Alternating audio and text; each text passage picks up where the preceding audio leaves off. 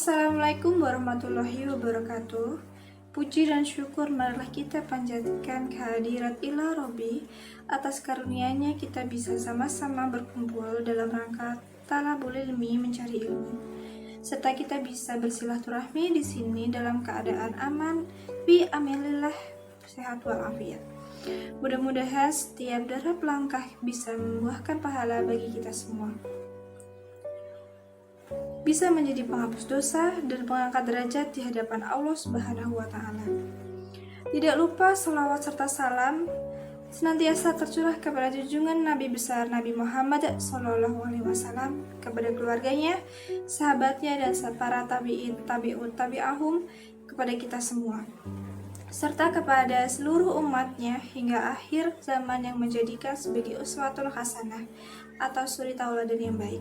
Amin, amin, amin ya robbal alamin. Pada siang hari ini kita akan membahas mengenai menuntut ilmu.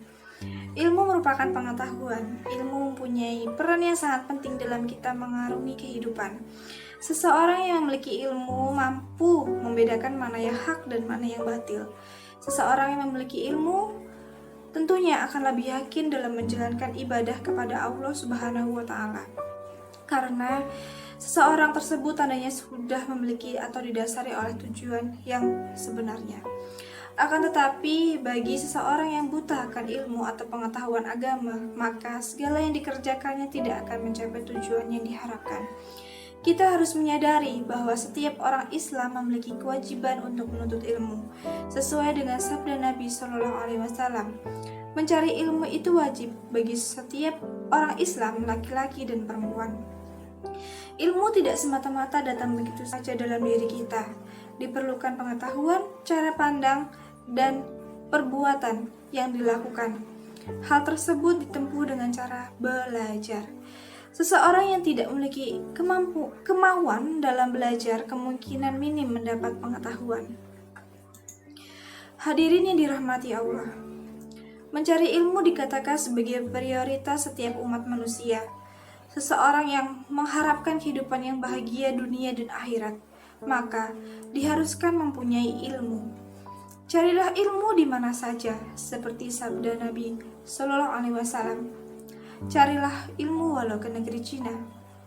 Seperti Allah Subhanahu wa Ta'ala berfirman dalam surah Al-Mujadilah ayat 11 yang artinya, wahai orang-orang yang beriman, apabila dikatakan kepadamu, berilah kelapangan di dalam majelis-majelis, maka lapangkanlah.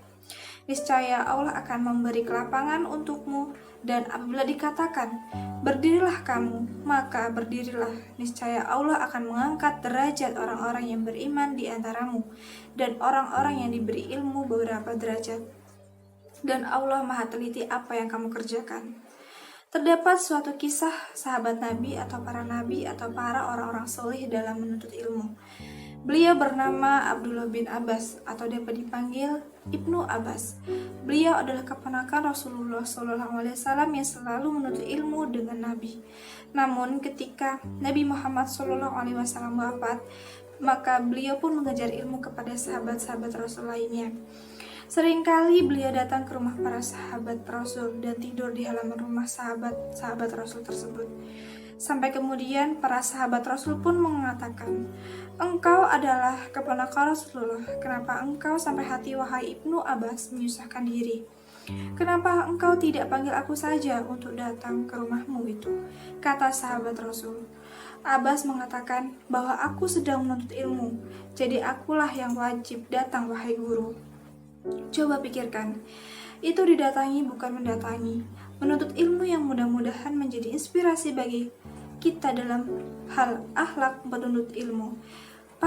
Pada suatu ketika, bersama dengan Zaid bin Sabit radhiyallahu anhu, salah seorang sahabat Nabi yang saat ini adalah sebagai seorang juru tulis wahyu dan sahabat yang terkemuka dalam keadaan fikih, qiraah, dan ilmu-ilmu lainnya.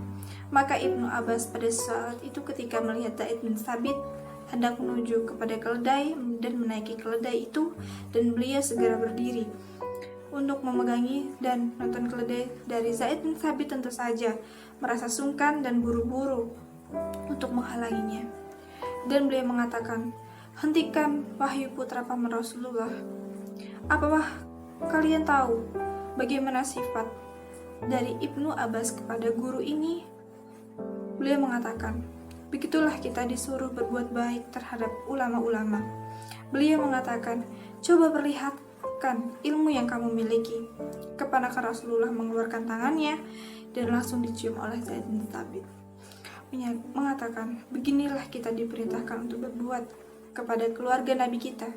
Jadi orang yang sangat luar biasa, dan bagaimana akhlak dari Ibnu Abbas yang sangat luar biasa untuk merendahkan dirinya di hadapan para guru-gurunya. Kata Ibnu Abbas, kata Abbas, aku telah merendahkan diriku sebagai pencari ilmu. Sekarang aku mulia sebagai orang yang mencari ilmu. Para hadirin yang dirahmati Allah, begitulah sedikit cerita dari keponakan Rasulullah SAW, yaitu Ibnu Abbas. Mencari ilmu dapat dimulai dengan membaca buku, mencari referensi melalui internet, dan banyak lagi. Calon-calon generasi penerus bangsa diharapkan dapat menyelesaikan pendidikannya sampai setinggi-tingginya, selagi ada kesempatan, dan jangan melewatkannya. Seorang dapat mendapatkan kedamaian dan ketentraman dalam dirinya berdasarkan hadis yang artinya, belajarlah kalian ilmu untuk ketentraman dan ketenangan, serta rendah hatilah pada orang yang kamu belajar darinya. Hadirin yang dirahmati Allah, mencapai sesuatu yang kita inginkan memang bukan suatu hal yang mudah. Kadang apa yang kita inginkan belum tentu sesuai dengan harapan kita. Maka dari itu, dalam mencapai ilmu kita harus bersungguh-sungguh, dan jangan lupa untuk mengamalkannya. Orang yang berilmu berkewajiban untuk mengamalkan. Janganlah ilmu dimiliki sendiri. Berbagilah dengan orang lain, seperti dalam kitab At-Targhib wa Tarhib yang dituliskan dalam sebuah hadis Nabi Muhammad SAW yang diriwayatkan Abu Dawud dan Tirmizi, yang artinya Nabi Muhammad SAW bersabda, barang siapa yang ditanya tentang suatu ilmu lalu ia menyembunyikannya, maka ia akan diberi kekang pada hari kiamat dengan tali kekang dari neraka. Allah Subhanahu wa Ta'ala berfirman dalam surah Ali Imran ayat 200, yang artinya, wahai orang-orang yang beriman, bersabarlah kamu dan kuatkanlah kesabaranmu, dan tetaplah bersiap siaga di perbatasan negerimu, dan bertakwalah kepada Allah agar kamu beruntung. Ilmu yang engkau pelajari harus ada manfaat yang didapatkan. Apakah itu manfaatnya? Yang pertama, akan bermanfaat kalau engkau amalkan. Ilmu itu apa yang engkau ketahui, apa yang engkau amalkan, apa yang engkau bisa ajarkan kepada orang lain. Yang kedua, terlihat dalam akhlakmu yang semakin baik dalam bahasa Indonesia, dalam peribahasanya, yaitu padi semakin berisi semakin merunduk, yang artinya orang yang semakin berilmu semakin tawadu akhlaknya yang menjadi semakin baik. Itulah yang disebut sebagai orang yang menuntut ilmu dan ada manfaat dari ilmu tersebut, yakni ketika diajarkan dan juga ada perubahan akhlak dalam dirinya. Yang ketiga, ketika engkau punya ilmu, bantu saudaramu dan jangan punya penyakit hasad kepada saudaramu tersebut. Jangan engkau mengatakan kalau aku mengajarkan ilmu kepadanya, aku takut dia lebih berilmu dibandingkan dengan aku. Ketahuilah bahwa ketika engkau mengajari saudaramu, sesungguhnya engkau akan menjadi lebih berilmu daripadanya. Rasulullah SAW bahwa Allah akan senantiasa menolong hambanya jika hambanya menolong saudaranya. Maka jika engkau menolong saudaramu dengan mengajarkan semua ilmu sama sekalian, maka Allah akan membantumu dengan mengajarkan ilmu lain yang belum kamu miliki. Semangatlah dalam menuntut ilmu. Sesuatu yang dikerjakan dengan ikhlas dan sabar akan menghasilkan sesuatu yang luar biasa dan tidak akan sia-sia. Hadirin yang dirahmati Allah, baiklah sahabat-sahabatku, itulah tadi sharing-sharing kita tentang menuntut ilmu. Demikianlah kiranya yang bisa saya sampaikan. Kurang lebihnya saya mohon maaf jika ada salah kata yang terucap, dan atas perhatiannya saya ucapkan terima kasih yang sebesar-besarnya. Wabillahi taufiq wal hidayah. Wassalamualaikum warahmatullahi wabarakatuh.